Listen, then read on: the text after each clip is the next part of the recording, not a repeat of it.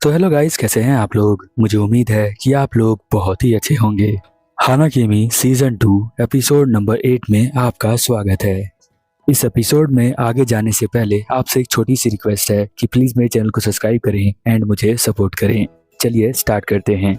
अगर आपने इसके पिछले एपिसोड नहीं देखे तो प्लीज़ उसे देख लें। एपिसोड की शुरुआत यहाँ पर अकीहो से होती है, जो यहाँ पर खिड़की पर खड़ा होकर देख रहा होता है बाहर की तरफ। तभी उसे आवाज़ आती है, जिसकी आवाज़ मिजुकी की होती है और साथ में डॉक्टर की। यहाँ पर वो बोल रही होती है मुझे दर्द हो रहा है। एक्चुअल में वो यहाँ प्रैक्टिस करने गई थी और उसके हाथ में मोच आ गया। वो कराटे की प्रैक्टिस करती है इसीलिए। तभी हम देखते हैं अकीहो यहाँ पर आता है और उसे हग कर लेता है और कहता है कि डॉक्टर तुम यहाँ पर हो, मैं तुम्हें कब से ढूंढ रहा था। मैंने तुम्हारी आवाज़ सुनकर ही पहचान लिया, इसीलिए मैं तुम्हारे पास आ गया।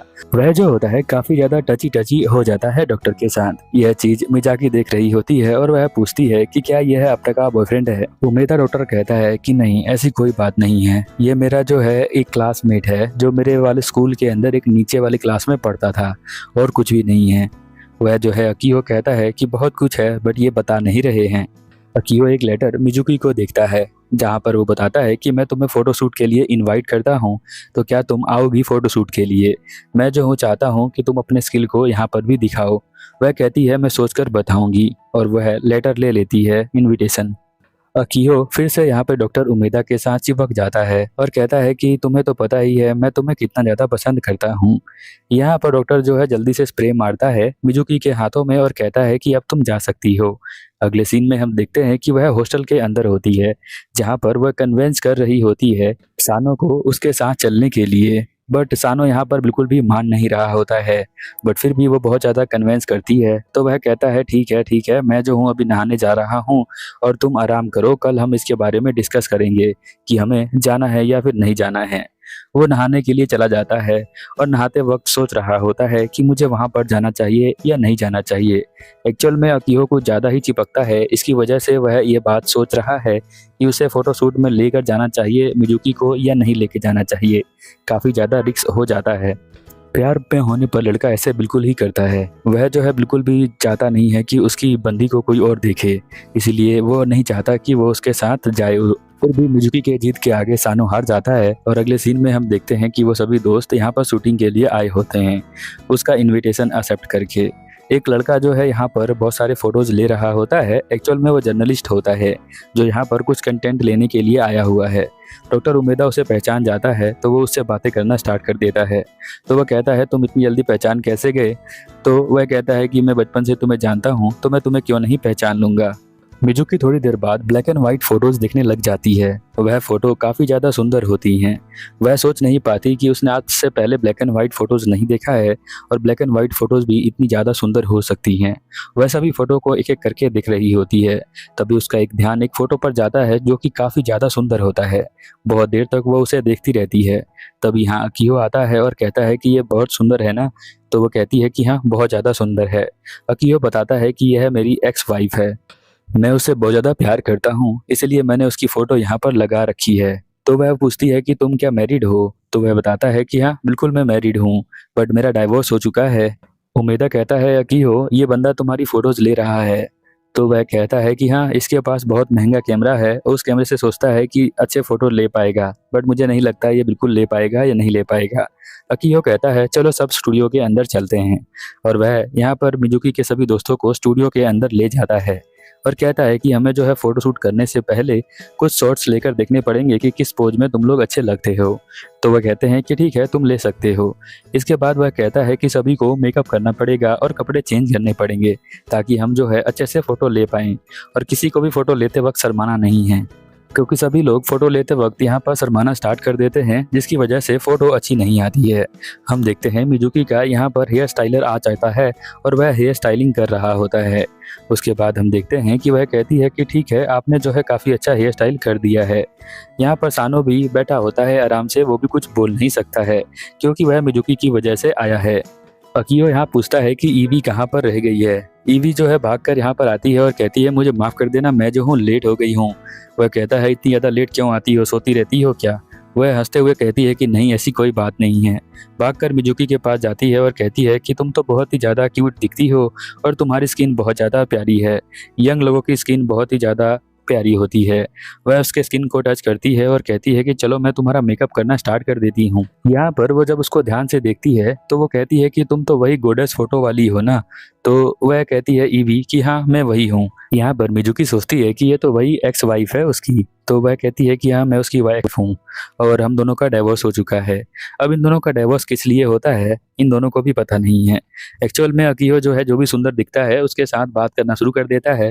हो सकता है इसीलिए इन दोनों ने शादी कर ली हो, ये समझ के कि ये दोनों एक दूसरे से प्यार करते हैं। लगभग यहाँ पर उसका मेकअप कंप्लीट हो चुका होता है, पर उसे पता नहीं चलता कि इसका मैं मेकअप मेल करूं या फीमेल करूं। बट उसकी स्किन को टच करके पता चलता है ईबी को कि इसका मेकअप जो है वो फीमेल की तरह करना पड़ेगा। तो वह जो है उसको बिना बताए ही फीमेल की तरह मेकअप करना स्टार्ट कर देती है और उसका मेकअप कंप्लीट हो जाता है। उसके बाद हम देखते हैं जब उसको देख रहे होते हैं सभी लोग, तो बहुत ज़्यादा वो क्यूट लग रही होती है। सानो यहाँ बिल्कुल भी नहीं चाहता कि उसकी क्यूटनेस को कोई और भी देखे, इसलिए वो हमेशा मुंह सड़ाकर ही रहता है। हम देखते हैं कि मिजुकी यहाँ बहुत ज़्यादा प्यारी लग रही होती है और नेटसुके के तो पूरे मुंह के मुंह खुले रह जाते हैं। यहाँ पर सभी लोग बताते हैं कि यह गर्ल नहीं है, यह एक बॉय है, तुमने बॉय वाला मेकअप करना चाहिए था इसके ऊपर। ये भी कहती है मुझे माफ़ कर देना और जल्दी जल्दी से यहाँ पर उसका मेकअप उतार देती है और एक लड़के वाला मेकअप करती है। सभी लोग ग्रुप में फ़ोटोज़ खींच रहे होते हैं और यहाँ पर फिर हम देखते हैं अकीहो कहता है कि एक एक करके फ़ोटो लेते हैं, यानी सोलो फ़ोटो हम करेंगे। सबसे पहले मिजुकी का वो फ़ोटो लेना स्टार्ट करता है और जहाँ पर वो कहता है कि चलो मिजुकी हम स्टार्ट करते हैं। मिजुकी को अलग अलग पोज बताता है और मिजुकी उसी तरह से करती है, बट वह बात करते हुए बहुत ज़्यादा हंस रही होती है उसके साथ। और जब वो ऐसा करेगी तो यहाँ पर सानो उसको देख रहा है तो उसे बुरा लग सकता है, बट ये बात मिजुकी भूल जाती है और वो बहुत ज़्यादा स्माइल करते हुए फ़ोटो खिंचवा रही होती है। साथ में हम अकीहो को देखते हैं जो उसकी खूबसूरती की तारीफ कर रहा होता है, बट ये बात बिल्कुल भी पसंद नहीं होती है सानो को। सानो आता है और एकदम से एक अलग अलग पोज करना स्टार्ट कर देता है। उन पोज में वो बहुत ज़्यादा स्मार्ट लग रहा होता है और वो काफ़ी ज़्यादा अच्छे पोज होते हैं। अकीहो कहता है तुम तो पहले से ही रेडी होकर आ गए हो। वह कहता है कि मैं तुम्हारे साथ ज़्यादा टाइम स्पेंड नहीं करना चाहता हूँ, जल्दी से फ़ोटो लेकर हम घर जाना चाहते हैं, इसलिए जल्दी जल्दी फ़ोटो ले लो। वह कहता है कि ठीक है, मैं जो हूँ फ़ोटो ले लेता हूँ और वह फ़ोटो लेना स्टार्ट कर देता है। अकीहो जब भी फ़ोटो लेना स्टार्ट करता है किसी भी मेल या फीमेल की, तो उसे बहुत ज़्यादा पसंद आता है उसकी फ़ोटो लेना। वह फ़ोटो ले ही रहा होता है तभी एक लड़की यहाँ पर आती है और चलाना स्टार्ट कर देती है। वह कहती है कि तुम जो हो, मेरा फ़ोटो शूट करना छोड़ दिया तुमने और तुमने ऐसा क्यों किया है। वो बहुत तेज चिल्लाती है, सभी लोग यहाँ पर सुनते हैं। यह जो है वो उसकी पुरानी मॉडल होती है, वो उसके सारे फोटो ले चुका होता है। नट्सुके तो यहाँ पर डर जाता है उसकी बात को सुनकर।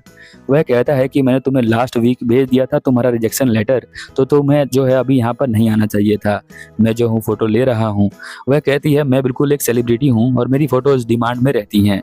वह कहता है कि बेशक तुम्हारी फोटोज डिमांड में रहती हैं, बट जो भी तुम पोज बनाती हो मुझे लगता है कि वो सारी पोज जो है वो कॉपी करके बनाती हो, इसलिए मुझे कॉपी कोई ही चीज़ें जो है पसंद नहीं आती है, इसलिए मैंने तुम्हें रिजेक्ट कर दिया। मुझे ऐसे फोटोज चाहिए जो बिल्कुल यूनिक हो और कभी देखे ना गए हों। मिजुकी इस बात से बहुत ज़्यादा इम्प्रेस होती है जब वह कहता है कि वह कॉपी की गई पोज को वापस नहीं लेता है, उसे बिल्कुल डिफरेंट पोज चाहिए होते हैं उसके लिए। इसलिए वो इतना ज़्यादा फेमस है क्योंकि उसका एक कुछ यूनिक स्टाइल है। वह फ़ोटो सबकी निकाल रहा होता है। फ़ोटो निकालते वक्त वो उन फोटोज़ को देखकर बहुत ज़्यादा खुश होता है क्योंकि उसकी फ़ोटोज़ बहुत ही ज़्यादा अच्छी आई होती हैं और उसके मॉडल्स भी बहुत ज़्यादा अच्छे होते हैं। वो कहता है कि अब तो ये फ़ोटोज़ बहुत ज़्यादा वायरल होने वाली हैं। इधर हम देखते हैं कि मिजुकी नहाते वक्त सोच रही होती है सानो के बारे में कि वह जो है कितने ज़्यादा सेक्सी पोज दे रहा था। उसके पोज को देखकर तो मुझे बहुत ज़्यादा मज़ा आ गया और उसे शर्म आ रहा होता है। एक्चुअल में उसे कुछ और ही हो रहा होता है जो आप भली भांति समझ सकते हैं। मैं बताकर येलो डॉलर को इनवाइट नहीं करना चाहता, बट आप समझ जाइए कि वो किस में सोच रही होती है। तभी हम देखते हैं कि वो यहाँ पर बाहर आती है और पूछती है कि तुम क्या कर रहे हो सानो। तो वह कहता है कि अब तुमने नहा लिया ना, अब यहाँ पर बैठ जाओ, अपने बालों को सुखाओ और मैं जा रहा हूँ नहाने के लिए। वह जो है थोड़ा सा गुस्से में होता है और कहता है तुमने नहा लिया है तो अपने बालों को साफ करके यहाँ पर अपने बेड पे जाके सो जाना, मैं जो हूँ नहा कर आता हूँ। वह सोचती है कि थोड़ा सा अजीब बिहेव कर रहा है सानो, पर उसे समझ में नहीं आता कि वो ऐसा क्यों कर रहा है।